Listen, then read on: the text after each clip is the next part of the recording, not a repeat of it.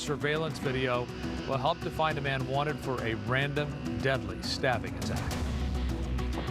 Good morning, I'm Jessica Holmes. The state of California decided to delay the vaccine mandate for school children. We'll explain what's behind the decision and what it means for Southern California. Good morning, I'm Gene Kang. Talking about the mask mandate, the national mask mandate is in effect all the way now through May at airports and public transportation. We're going to take a live look here at LAX and some of the conditions. Their parking garages already full. I'm Eric Spillman in Pasadena. Today is Jackie Robinson Day. It is 75 years since he broke baseball's color barrier. We'll bring you live to a ceremony here in Pasadena where he grew up. Good morning, I'm Sam Rubin. New here at 10 o'clock. Has Charlie Rose uncanceled himself? We have the very latest from the, former broadcaster. What's he doing now? Really interesting about that. And this, Lizzo having a huge weekend, SNL, and that's not all. The latest with Lizzo is coming up.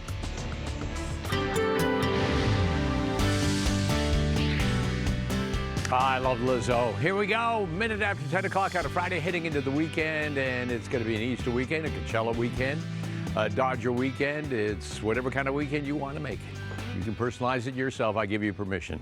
66 high at the beaches downtown, 68, 74 San Fernando Valley. Orange County inland up to 73, 75 Inland Empire. High desert shooting for a high of 75 degrees. Jessica, back to you. Mark, thank you. The search continues for the person who went on a deadly stabbing rampage in the Westlake district. Police hope this new surveillance footage will help track down the suspect who they believe killed a man during an unprovoked attack. The victim, identified as 34-year-old Sergio Sante, walking down Bonnie Bray Street last Friday when he was stabbed in the neck with a knife and later died. Victim's family tells us Sante was just 3 blocks from home and on FaceTime with his brother when he was attacked. I want people to remember that my brother is a very good person. He was talking to me on FaceTime. He was very happy about his day, telling me about his work. He wanted to surprise his wife that he got off early that day.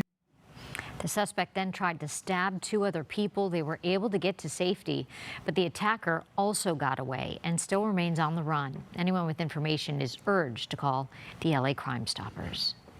A Long Beach community is trying to get that city to do something about what they say is a dangerous intersection. Dozens of area residents gathered at Pacific Avenue and 16th Street to call attention to the problem. Even though there's a crosswalk and a lighted crosswalk sign, they say there have been several people hit there since 2019, and some have died. Community members say they want a stop sign or even a traffic signal there because motorists speed along the street and there are also visibility issues. Every month we have 2 or 3 accidents. In the daytime, the family is trying to cross into the Washington Middle School. The cars not make a stop, and then kids and families got accident. Residents say there have been similar accidents on Pacific between Anaheim Street and Willow. Los Angeles Mayor Eric Garcetti gave his final State of the City address yesterday, using the opportunity to tout what he considers the, quote, strength and resiliency of the city and its residents. He delivered the remarks on a bridge overlooking the LA River. Today, a hurt city roars back to life, renewed, recovering, and remembering that in LA, we don't run from our big challenges, we rise to them. Just as this bridge rises above the river that gives our city its very name. Mayor was standing near the 6th Street Viaduct, which includes 20 arches in a ribbon of light design that is expected to be completed this summer.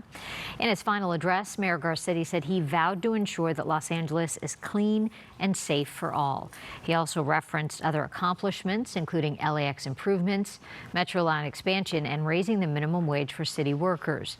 Mayor Garcetti also talked about the progress made with COVID cases, saying this week hospitalizations are at their lowest since last July.